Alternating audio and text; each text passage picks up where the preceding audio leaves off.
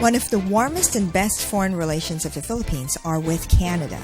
Diplomatic relations between the two countries began 64 years ago, and today, the Embassy of Canada in Manila has over 160 staff, Canada's 8th biggest embassy in the world. In the past 2 years, high-level engagement has risen rapidly. The high point was official visit of Prime Minister Stephen Harper in November of 2012, the first visit by a Canadian leader to the Philippines in 15 years. Prime Minister Harper was the first G8 leader to visit the new administration of President Aquino. Canada's Foreign Minister John Baird visited in July 2012, and the Development Minister Christian Paradis spent 3 days in Manila and Tacloban in November of 2013 to assess firsthand the devastation caused by Yolanda as well as the relief operations on the ground. Canada's International Development Program in the Philippines is long-standing, dating back to the restoration of democracy in 1986. Canada's efforts are also directly aligned with the 2011 to 2016 Philippine Development Plan. The goal of the Canadian Development Program is to support sustainable economic growth by improving the climate for investment and protecting the economic interests of the poor. Canada is also working to increase the capacity of government and NGOs to deliver programs and services that help the poor develop business skills, increase productivity, and improve access to financing and markets. Canada enjoys very important people-people linkages. Canada has many prominent Filipino communities, and today it has over 800,000 Canadians of Filipino origin. Tagalog is the fastest-growing language group in Canada. Prime Minister Harper also recently appointed Thomas Enverga Jr., a Canadian of Filipino origin, as a Canadian senator, becoming the first Filipino-Canadian senator in Canada's history. Canada continues to be an important destination for Filipinos looking to immigrate to Canada or work on a temporary basis or study. Canada supports the Aquino administration's broad agenda of reform and economic development. We are supporting the Public-Private Partnership Center in the Philippines, for example, to help your country meet its infrastructure challenges, according to the ambassador.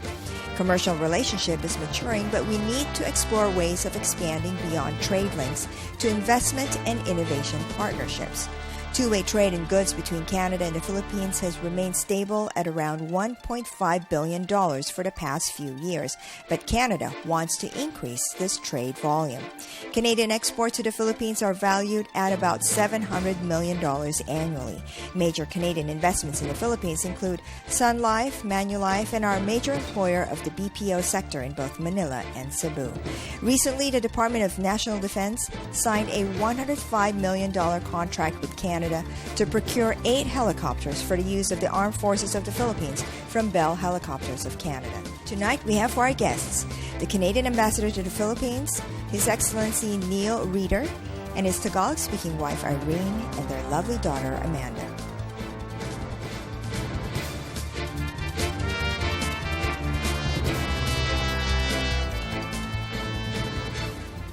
Good evening and welcome to BizNews. I'm Elizabeth Lee, together with Tony Lopez.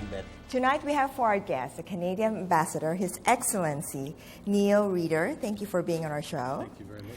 And his wonderful, vivacious wife, Irene. Thank you for joining us. Thank you, Paul. And their beautiful daughter, one of 3. One of 3 kids. Amanda. Thank you for being on our show. Ambassador, you have been here for how long? And you were here a week before Yolanda. Yeah, we've been here 5 months now, and thank you first of all to both of you for the invitation. It's a pleasure to be here, and I'm especially honored to be here with my wife and my daughter Amanda and have a chance. It's a family affair. It's a family affair. Yeah. Delighted to be here in that Filipino tradition of the big family. Yeah. We're here to be with you tonight. So we arrived 5 months ago, 1 week before Typhoon Yolanda. You didn't bring the typhoon, did you? We didn't. We arrived after the Bohol earthquake and before Yolanda. Yolanda was your advance party. It was my baptism by fire, as they say in the business. And it was a very intense period, but one that we felt really proud as Canadians to be able to help the Filipino people at that time. We were one of the first countries to offer assistance. We deployed 360 members of our armed forces who came to work on members. Panay They flew all Island the way from Canada with their equipment and helicopters, medical services. We purified water, 600,000 liters of water were purified on how many Panay days? Island. We were there for 5 weeks. 5 weeks. Based in Rojas. One of the longest, I think. One of the longest, Who stayed. first to come, one of the first to come and longest to stay. Yes. And the Canadians did a tremendous job. They worked with the armed forces, with the Philippines police, the local authorities, the governors, and had a tremendous impact, clearing roads, fixing electrical wires. They took our helicopters out to remote villages to treat people suffering from shock and from injury. We had a major water purification plants that we set up because people had nothing to drink. Right. And it was a very critical situation in those first few weeks. So Canadians Are really some stood of up. those still in place, So Ambassador? you, in effect, Well, the you- water purification, I mean, water is back to normal now. And our next phase will be trying to help with early recovery here in the You mean Philippines. you are still in there? In the No, the area? troops have left. They left just before Christmas. Oh. But since then, we've had a major announcement last week of new assistance for the Philippines from Canada. Rehab. Because we have a matching fund. So Canadians gave from their own pockets $85 million Canadian. in donations Canadian. to assist through charities in Canada. From Canadians and also from our very strong Filipino-Canadian community. And as a result, our government committed to match those funds. Yeah. So we have a new announcement last week of an additional $70 million in assistance, Oh, which is coming excellent. plus $15 million we announced initially for a total of 85. And that'll be directed to the Philippines Red Cross, to NGOs, to the UN World Food Program, FAO, Food and Agriculture Organization, to help Filipinos rebuild in that immediate year ahead, and then some longer-term assistance for the next 3 years. So it's been a very intense period, but one that makes us all really proud for us to come and be part of this, Irene and I, and to have the chance to help the Filipinos. People were very appreciative of the help of Canada, and a tremendous outpouring in Canada as well, because of the size of the Filipino community, which is now nearly 800,000 in Canada. Many people have Filipino friends. They have Filipinos who work in their restaurants, their maids, for example, caregivers. They're quite integrated into the culture. And then Canadians responded, I think, because they felt touched personally because of the impact of this on people, a country whose people they knew from their presence in Canada. Now, Irene, were you here also shortly after Did the? you arrive together? Correct. Yeah. Correct. Yeah. So you saw firsthand. Yeah. What happened? What were your impressions about the Filipino people after going through such a devastating typhoon? Well, it's scary because scary, and touching, scary and what I would have what Touching. and touching. Yeah. Yeah. Because I learned a little bit of Tagalog. Yes. And then I felt more than. So you More could than- relate with the people. Exactly. You can feel their pain, Correct. suffering. Correct. Correct. Yeah. We went down several times to Panay Island as well. Panay. Yeah. To see what transpired, because our base was in Rojas. That's Yeah. where the armed forces were. Yeah. They worked all across the top end of the island. Yeah. So we had several trips to the Visayas. We went to Tacloban as well, Lamar, Leyte province, Samar, and then we did a lot of traveling around the province of How Panay. did you commute by military boat? By military crane, then also by flying into Iloilo and then traveling north. Armed forces cleared the road from Iloilo City up to Rojas. Up to Because Rojas. when they arrived, there was no transport because of all the fallen That's trees. about Right, yeah. how many Power kilometer distance? It's about 100 and some kilometers distance, Wow. and it was That's quite a impassable. job. Huh? Yeah. That's quite a job. So they cleared off the whole road so that we could bring all the equipment Yeah. north to the base in Rojas. They Ambulances. established themselves Wow. in Rojas City, in the stadium there. Yeah. And that became their base of operations. But very good working relationships with the police and the defense, of course, DND. Yeah. And the United Nations called it the best example ever of civilian defense cooperation Yeah. in a humanitarian crisis. So Yeah. we are very proud of that. Yeah. And your government should be very proud because Has you worked Canada very well with done the that donors. kind of work ever? In Canada's other- done quite a bit of this kind of work, actually. This DART team, we call it, this humanitarian mission, they've also been deployed to Haiti after the earthquake Haiti, there yeah. that killed Yes, 200,000 that's right. people. Yes. They've been deployed to Pakistan after the earthquake. Post-tsunami, they were in Sri Lanka, for example. So we've developed quite an expertise. And interestingly enough, your government just sent a delegation to Canada from Foreign Affairs and DND to train. to look at our model to see if they can develop a humanitarian assistance model like we have. Quick response team. For your next crisis, should it come. Yeah, we have it based on every Canadian experience. other month. Exactly. Sadly. Yeah. But Then they about, went there for training. They have They've gone gone just to look at the DART model to see if they can create a small DART humanitarian team here that could be Why deployed. do you call it DART? It's Disaster Assistance Response Team, DART, DART. And it's based in Ontario in central Canada. And we've also just concluded a sale of 8 new utility helicopters to the from Philippines. Bell Canada to the Philippines. And that was concluded 2 weeks ago. And some of those helicopters can be deployed for humanitarian assistance for transport of goods and people. So that's an important asset as well that you've now got. Those helicopters will be delivered next year, so we're very happy with that. How about Amanda? How did you view the Yolanda situation here from Canada? It was a disaster. Like in Canada, we were just shocked at the level of disaster and the impact that it had on the Philippines. I work at Foreign Affairs as well in the Consular Bureau, and we received a lot of calls from Canadians who were in the region who were also a lot of dual nationals who were affected and impacted by the disaster. Were you amazed by the monstrosity of the damage? Yeah, so the images. So my brother came, he visited around Christmas. And he went to... he visited the Tacloban. region. Tacloban. Tacloban, correct. Yeah, and he saw, and he sent us pictures and just the tremendous the impact and the devastation and everything was just so horrible to see. Unbelievable. Correct, yeah. Because of that, he also will join diplomacy. Maybe I will. How old is he? He's 21. 21. Younger brother. Yeah. He went to help, huh? But Like Amanda's already in the foreign. Yeah. She works in consular program. How about you, Irene? You're also in the foreign service? No? I used to Working be. spouse.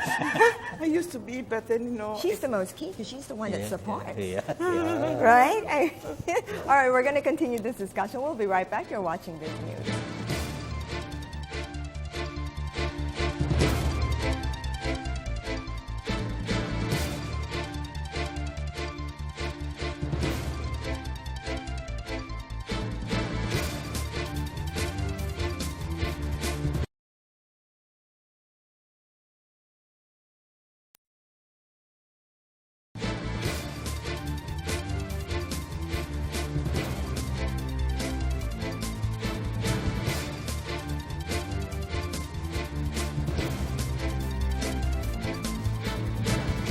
Welcome back. Irene, I just want to ask you, how did you learn to speak Tagalog? I learned it, just by hearing it in the street or with friends and with the staff. And I learned by reading the newspaper. And You read Tagalog newspaper? Yeah. How you do? Yeah, I do. I do it just like and read and also watch the television as well. Yeah. I watch How do you also. find the Tagalog language compared with other languages? Mahirap. Mahirap. Mahirap talaga. Compared with learning Bahasa? I find Bahasa easier for me. It's easier for you. What do you find difficult in learning the Tagalog? Pronunciation. Pronunciation. Yeah. The pronunciation is. No problem with words, but the pronunciation. The pronunciation is difficult. Yeah. Because it has same word has different inflection and means different things. Yeah, exactly. Like, so when you say, for example, nagbabasa, for me, it's very difficult to say nagbabasa ng diaryo at libros. Libro. It's very difficult to say that nagbabasa. Nagbabasa. Yeah. But I know it's this, but it's just the pronunciation. Yeah. The word ba, if you pronounce it 4 consecutive times. It's ba. Yeah, ba. Is she coming down? Yeah. And then you answer ba. See, it's wonderful. How wonderful is it actually to have Irene by you when you go to? No, it's remarkable to watch because She's a person, we've been over 30 years in this career and various postings, and I've just seen her absorb the culture and integrate with the culture and absorb the language so quickly. We're talking multiple languages here. At every posting, it's the same experience. Now, this one I think is particularly challenging because, as Irene says, Tagalog, there are elements of it that are quite hard to pronounce. It's not a structure that we're used to, but at the same time, she did very well in Malay. I was ambassador in Brunei, so she picked up Bahasa at that time. We spent the last 9 years in Latin America and the Caribbean, so we acquired Spanish as well. And we both speak French because we're from a bilingual country, foreign service. We both speak fluent French. French and Spanish, they have the same conjugation rules. There's quite a bit of similarity. So the languages just keep coming, and it's wonderful because it's also, I think, intellectually stimulating, and it's good for your health to be able to exercise the brain to capture languages. And it's good, I think, in the longer term for you to be more and people feel closer mobile, if you speak That's right. People feel closer, ambassador, if you speak their language. And now Madame's going to start working on the dialects, which is even more fun. Dialects. We have about 80 dialects. Now I'm going to Bisaya because Bisaya, I already Cebuano, know Cebuano, mayong buntag, mayong uto, mayong gabi. And then for the food, you say nami kayo. You know, so you have to learn. You also. For example, here in Tagalog, you say dahan, but there they say, I believe, hintay. You know? I'm going to have to learn from you. You know more Cebuano words than we do. It's the beauty of the Philippines. We've really had a lot of fun here. We love the people. And it's such a dynamic environment. But the beauty of the Philippines is the diversity because it's such an island culture. Exactly. Broken down into 7,000 islands. I love that. You have the regional dialects, the accents, the way you say foods differently. It's like Canada in the way that you've got a great diversity within a single country, including in accents, cuisine, and everything else. So we've traveled now into the Visayas, Mindanao. We're off to Palawan, and then northern Luzon, Boracay, and everywhere you go, there's a little different. Something different. The accents are different. It's very interesting. Have you learned it also? Very diverse. Yes. It's Ilocano. I learned lami. Instead of saying nami, they say lami. I believe they say lami. Lami. It's a kind of different. Lami. Something like this. I don't even know what that means. Tasty. Okay. We're always talking about food. In Tagalog, rami, marami is plenty. The food. I love food. So, Ambassador, there are some similarities that you actually learn from your many different posts, but also from Canada. Because I just wanted to ask real quick about the Bangsamoro, because you actually had participation in that very important historical event for our country. What was it that you actually... Well, the concrete contribution was the chairmanship of the Policing Commission. So the Independent Policing Commission, which has made recommendations a couple weeks ago. Canada chairs the commission. We chaired the commission with the Royal Canadian Mounted Police Assistant Commissioner from British Columbia, where Vancouver is, that province. So he's just about to retire from our police, RCMP. He was the chairman of the Policing Commission. He had worked with them, and they submitted to the two panels.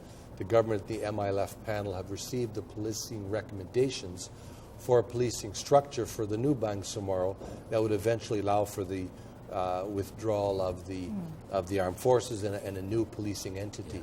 Why is Canada important? Because we have various levels of policing in Canada.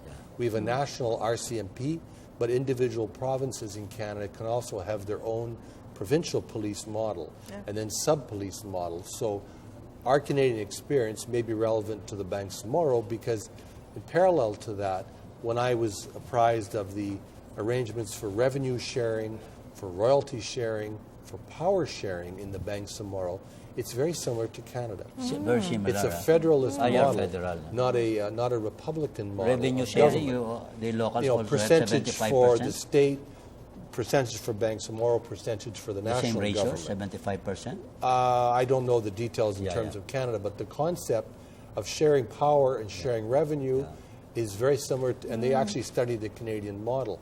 And now you're going to have elections where you'll have a chief minister who will represent the party with the most seats. That's a parliamentary process. That's the Westminster style of government. So at a regional level, you've adopted a model that we think works very well based on our experience, and one that is quite close to the Canadian model. So you think Ambassador, the Bangsamoro concept is viable? We believe it is. We believe it is. It's providing autonomy within a national state. It's autonomy based on identity, on a different culture, different religions.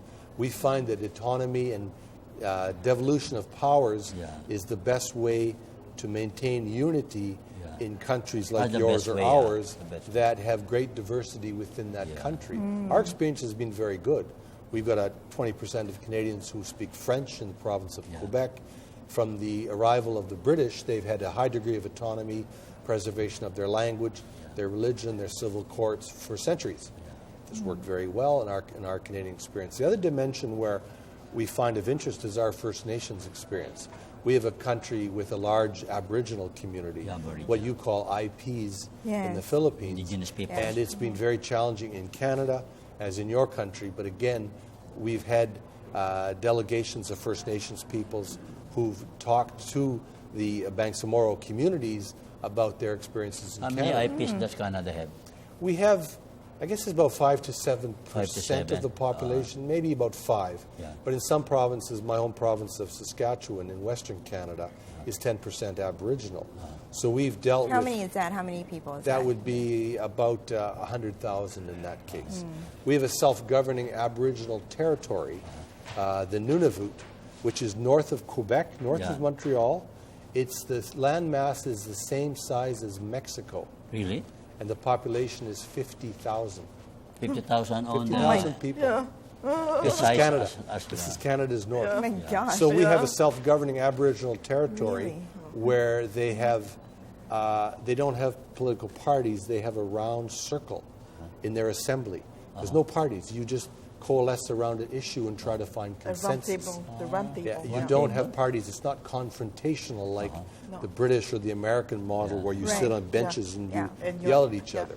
So that's a different approach. That came out of the Aboriginal community. Sounds like a better approach. So could be. Maybe we should all adopt it. But our experience has been that you can learn from those models, and our experience with the Aboriginal community has been good, has been bad. Did you say, Ambassador, that our Philippine panel went to Canada to study? No, they had sought some advice from what transpired in Canada in terms of Aboriginal relations and Aboriginal government, and also in the extractive sector, for example, where we have mines up in Aboriginal communities. How do we manage that relationship? Okay, we're going to discuss that in the next segment. We'll be right back. You're watching BizNews.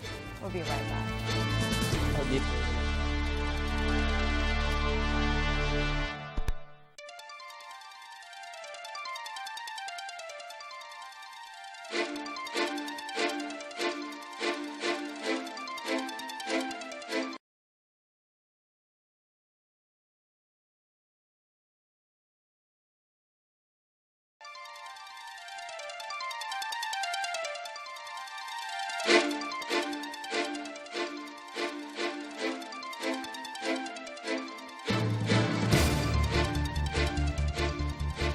Welcome back. Ambassador, share with us learnings about mining and how you work together with your First Nation people. Well, thank you.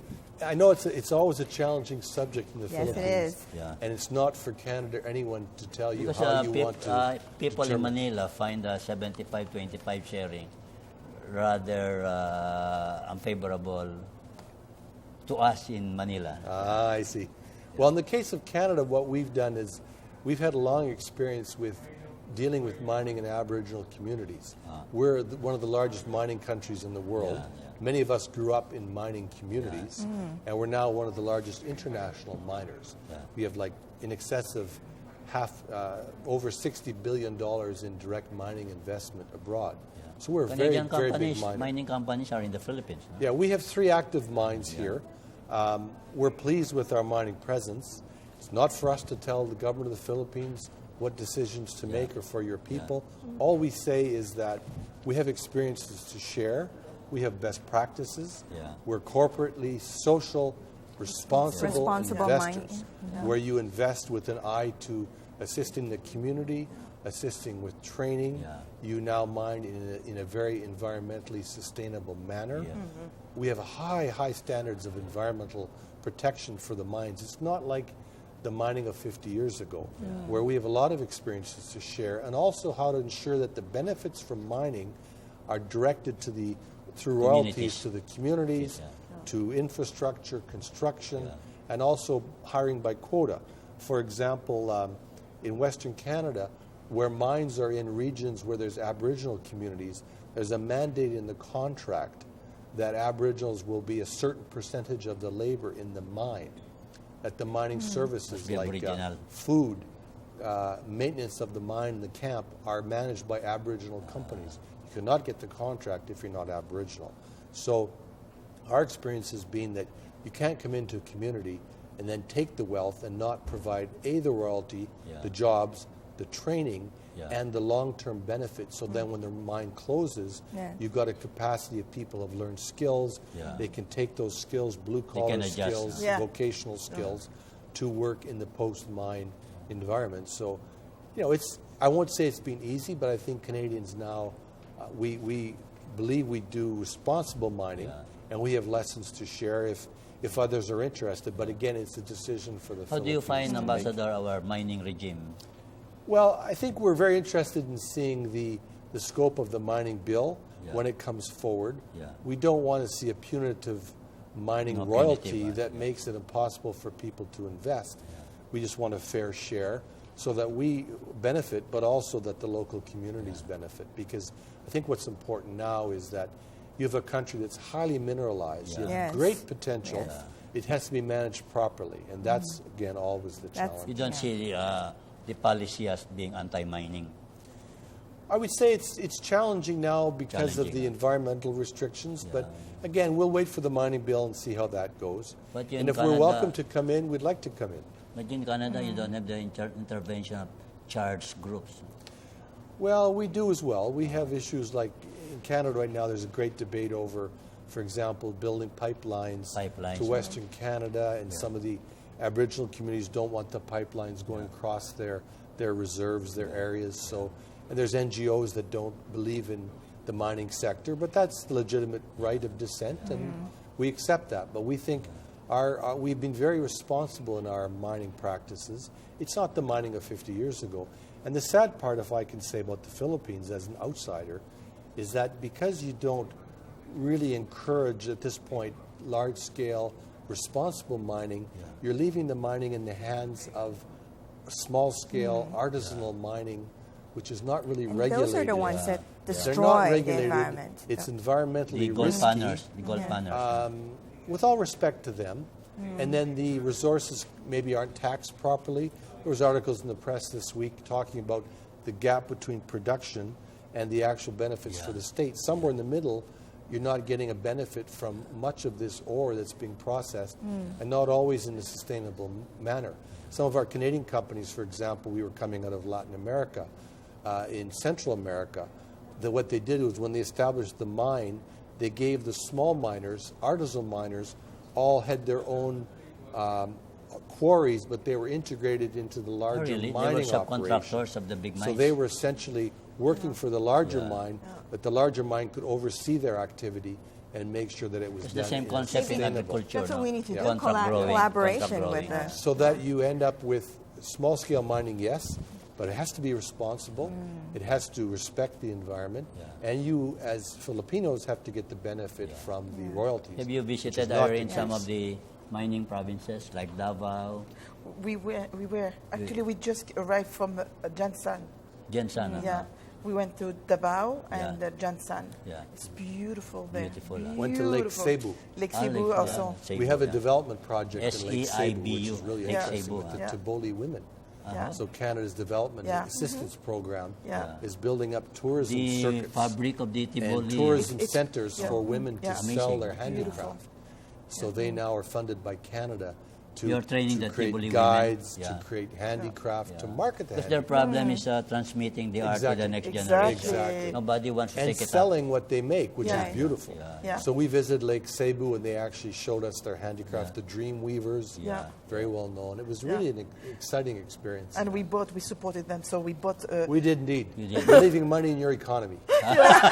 Because in the local micro economy. economy. Did you bought placemats or tabletops? And the lovely the pearls, really? the pearls, Pearl and he bought, bracelets, you know, the the beads. jacket, you know, the jacket with beaded embroidery jackets. jacket, Yeah, yeah. beautiful. The Beautiful. parka jackets. Yeah, You know, gorgeous, it's great to help You're those contributing kinds to of our, projects. our Did you, economy. did you wear some kind of Yes. Tivoli? I have a Yes. jacket. I bought Yes. a beautiful jacket to support them. Yeah. Actually, one Muslim lady offered me her what's it called? It's kind of a skirt like Yeah. this. You know, you carry like this. Yeah. It's kind of a material that you Yeah, put. it's beautiful. More Beautiful. She gave intricate to than me. the kimono. It looks like a kimono. Kimono, Yeah. And we had a reception to celebrate. And you wore it to a formal event? I'm Well, we going- will. I will. Yeah, when I went to the Bangsamoro signing ceremony Yes. In at Tivoli Malacanang, and I costume? wore my beautiful Yeah. necklace made Like- of beads from the Tivoli. I Yeah. said, in Yeah. solidarity with the new Bangsamoro. This is a very nice And it's gesture. true, because we believe in a peace dividend like your government Yeah. does. Yeah. In order to have Peace- the peace, best peace you have to dividends, have economic, security. yeah. Yeah. And if you've Exactly. got security and you get Exactly. policing Exactly. right Yeah. and you get decommissioning of arms, Yeah. you can get investment, Yeah. whether it's from international Yeah. governments like Canada or from national Yeah. companies, Yeah. and you can do development assistance. So our trip to Davao was the first time in a number of years Yeah. we'd gone down to that area because it wasn't considered safe. Say- Yeah. Right. So countries like ours have development assistance program, and we have investors, but we can't go until it's safe. Yeah. And we hope that this will lead to more Yeah. security, Yeah. to national elections, to a new government, Yeah. and then the investor community can come in Yeah. to create the jobs so that those people won't have to turn to Yeah. the warlords and turn Yeah. to the gangs and turn to kidnapping. How about to Amanda? violence. You have been around for how many days? I've been here for 4 days. 4 days. And speaking of have you contributing done to the some shop- economy, Yeah. new dress from the Yes. Philippines right here. That's Philippine made? Yes, it is. Yes, it is. We bought it a couple days ago, Yeah. so it's been wonderful so What far. is it that you like to buy in Manila? So far, it's been lots of dresses. Lots of dresses. The dresses are good and reasonably priced. Yeah, reasonably priced. I love the patterns that they Yeah, have, the yeah. different florals and everything. So I've been having such a great time. It's here so locally far. designed dress. It has. I Yeah. thought it was pressed from Canada. Oh no!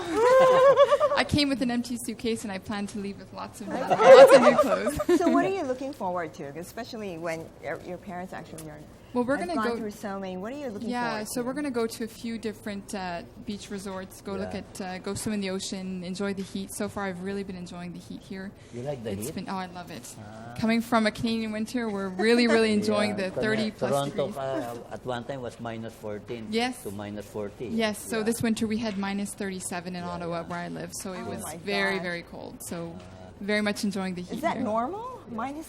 It Yeah, is? in the January it'll get really cold. Just make Yeah. sure to put on a little The sunscreen. Actually, I'm staying out of the sun because Yeah. I get burnt really quickly, but enjoying the heat. Use the highest PX, maybe 50. Yeah. All right, we're going to cut to a short break. You're watching BizNews. We'll be right back.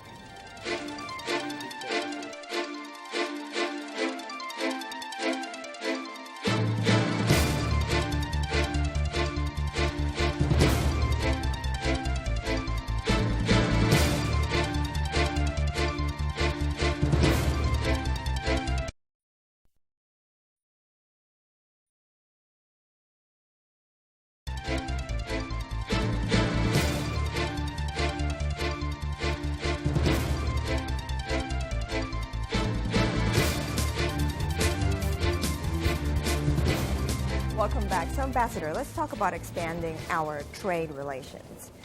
Well, we're very happy with our trading relationship. We're about 1.5 billion in bilateral trade. It's And in for the us- favor of the Philippines. In the favor of the Philippines. And we have about $700 million in Canadian exports here. So things like pork, pulse crops, wheat, barley, malt, things like that. It's a good market for us. And we think we could do a lot more. We have a very active Canadian Chamber of Commerce. And we're seeing chambers of commerce being established in Canada to support trade with the Philippines, drawing from the Filipino-Canadian community. What does the Philippines sell to Canada? Primarily machinery, electrical equipment, optical equipment that you assemble here. Yeah. It's quite a good market for you as well. We also have, direct air flights now with PAL. Yeah. They're flying 7 days a week to Vancouver, 3 days a week to Toronto. About 500,000 people now making trips between the two countries every year, so it's quite important. 500,000. 500,000. Yeah. And our investment is quite significant. We've got, of course, the insurance sector, where we've got Canadian companies. The largest insurance companies are Canadian. Exactly. Mm-hmm. And BPO is important. Yeah. About 20,000 jobs in the Philippines based on investments by Canadian BPOs, both in Cebu and also in Manila. And these are providing very good quality jobs for young people, for accountants, white-collar jobs. And I think what's nice about that is it offers Filipinos the choice. You don't have to emigrate to Canada. You can stay here and work. Same salary scale as in Toronto? Maybe not quite. That's part of the attraction. Yeah. But for a Filipino coming out of school, it's a very good entry job. It's a white-collar job with prominent Canadian companies. Yeah. And it reflects, I think, your government's commitment to generating jobs at home.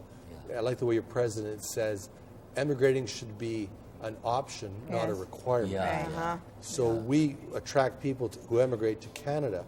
At the same time, if they want to stay here, our companies are providing opportunities here. And it's a very important part of our investment. We're also, of course, in the mining sector, as I mentioned, and in the environmental sector. We're looking now at developing waste-to-power projects, which you'll see more of, where we'll be taking solid waste, solid waste, biogas treatment, converting it to energy for the grid. And these are good projects that we want to share with the Philippines. Those projects are happening just now? Starting. Are some Filipino companies in tie-up with Canadian companies? Yeah, these are joint ventures in this instance, And in a large scale? It'll become large. It's just beginning now. But outside I think there's good potential. Insurance and BPO, what are the largest investments of Canada in the Philippines? I'd say the extractive sector as well. Mining. The mining sector. There's much more to do. We also see a very strong emerging economy here. So, IT, for example, is an area where we could do better in terms of our exports. Clean technologies. We're really an avant-garde company in that country in that respect. I think there's good potential for us to do more.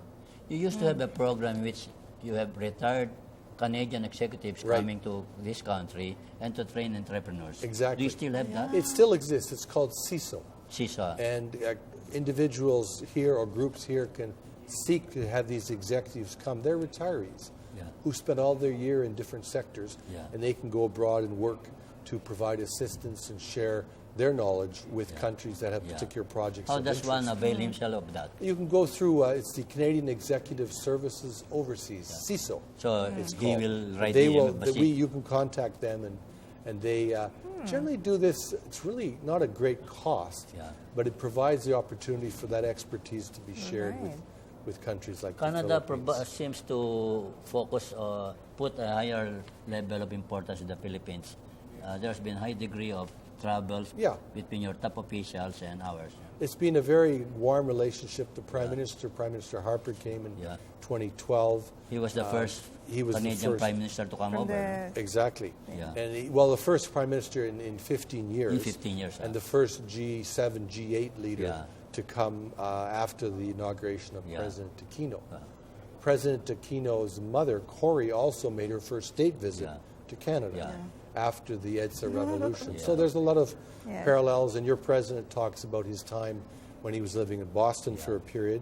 He would go up to Canada on holidays. We hope to have the president come to Canada later this year, God willing, or next year. But we're working on that. Some of our entertainers have performed in Canada. Indeed, they have. Well, they have a large Filipino community now, about 800,000 Filipinos. And we have the first senator who's of Filipino descent. Correct. Senator Tobias Enverga in Canada Jr. And in the world, you said, Irene. He's from the Enverga family from South Luzon. Quezon province. And it's a prominent political family. Exactly. He joked to us that he said he left Philippines to get away from politics. And guess what? He gets appointed to the Senate. But he had a long career with the Bank of Montreal, and he's really a leader of the Filipino community. He's a banker. And then he came and was appointed last year to the So we have a Tagalog speaker in the Canadian Senate. Yeah. But they haven't made Tagalog the official language of the Senate yet. So he still has to speak in English or French. But he's working on it. He's a very good individual. We're very proud of him. Yeah. But you have a very strong community, and our immigration trends are very important. This is our largest source of new Canadians.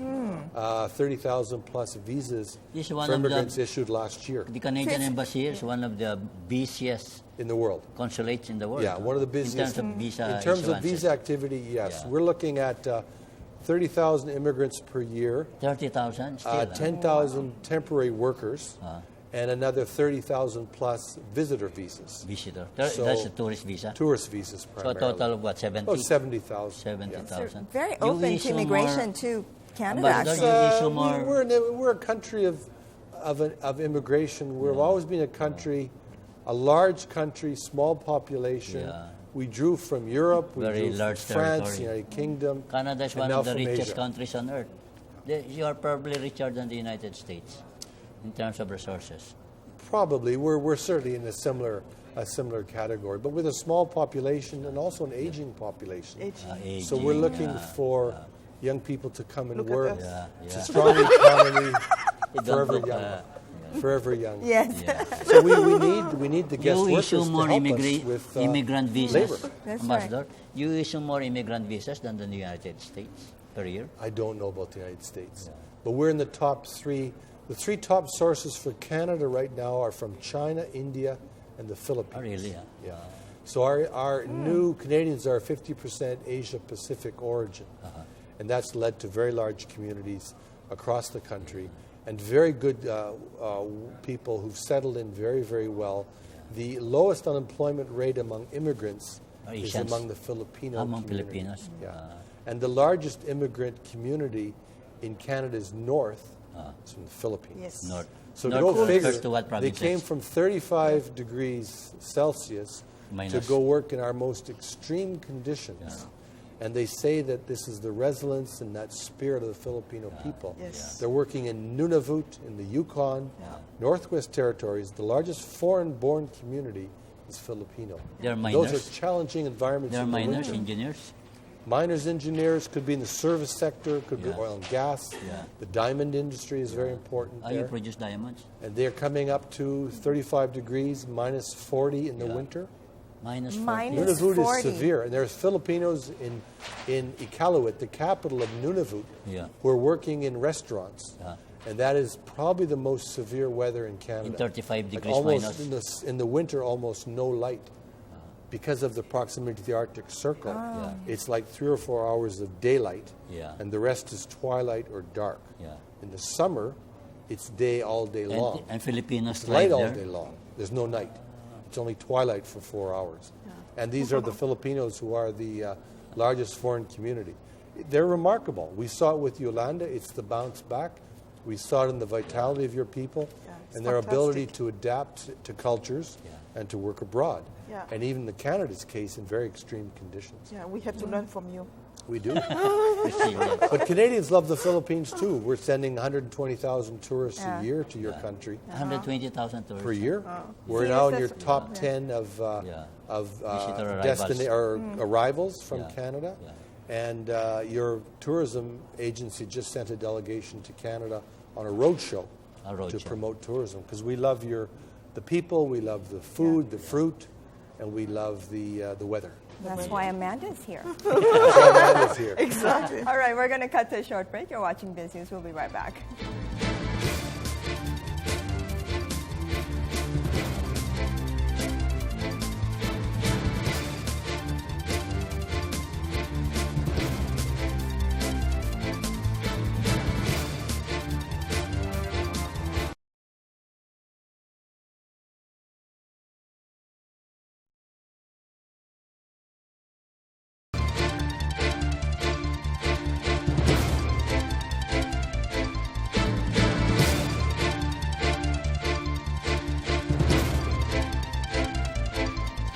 Irene and Amanda, 3 dream things you want to do while in the Philippines. I'm going to learn more Tagalog and more Tagalog and more Tagalog. How about you, Amanda? You go shopping? I would go shopping, number one. Yeah. Number two, I think, again, visiting the beaches and the resorts, and also learning a bit more about Manila, about this city. It's a beautiful city. So far, I've really, really enjoyed just the different sights and sounds. You like the city? It's just... You are not bothered by the traffic? Not at all. Not at all. Just a bit motion sick, but that's about it.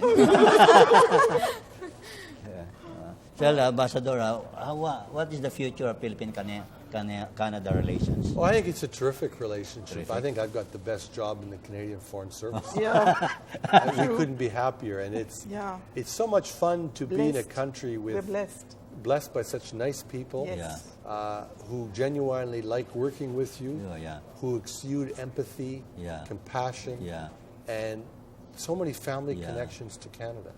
Every person we meet has a family connection to Canada. Family connection. So you have two brothers in Canada. In Mississauga, exactly. So you have this large network that draws into a conversation. Right away, people are well disposed to work with you.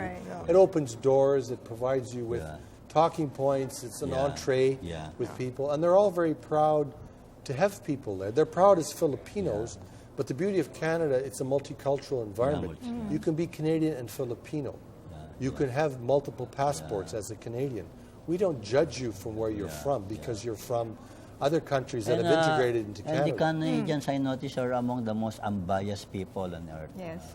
Well, I hope they are. I think they don't have hunger. I think we've accommodated many different cultures. We have large communities from Asia Pacific. We have Muslim communities that have integrated very well. Muslim communities. We've got various parts of the world. You know, where I grew up, we saw streams of European immigrants come because of turmoil in Europe after the Second World War. We had expulsions of people from Poland because of the Soviet situation, and they were not happy in those countries. From Hungary, from Russia, from the Ukraine. And many of them ended up in Western Canada. We accommodated them all. And now they're part of the Canadian mosaic. Their children speak Canadian English with the Canadian accent. And they're wholly integrated into our society. Their names are Ukrainian. Their family names are Polish origin, but they're Canadian. And that's the beauty of the diversity of Canada, that no one's judged from where you come. And we're very accommodating. Living here, Ambassador, what's that? Very happy here. And meeting and talking to people like you makes it all the better. Well, we can eat adobo to that. Okay, thank you. Thank you very much. And the feeling is mutual, really, between Philippines and Canada. Thank you. Thank you for being on our show, Ambassador Irene and Amanda. Thank you. Maraming salamat. Maraming salamat po. All right, you watch another episode of Biz News. I'm Elizabeth Lee, together with Tony Lopez. See us every Monday at 7 p.m. Thanks for joining us. Have a good night. God bless.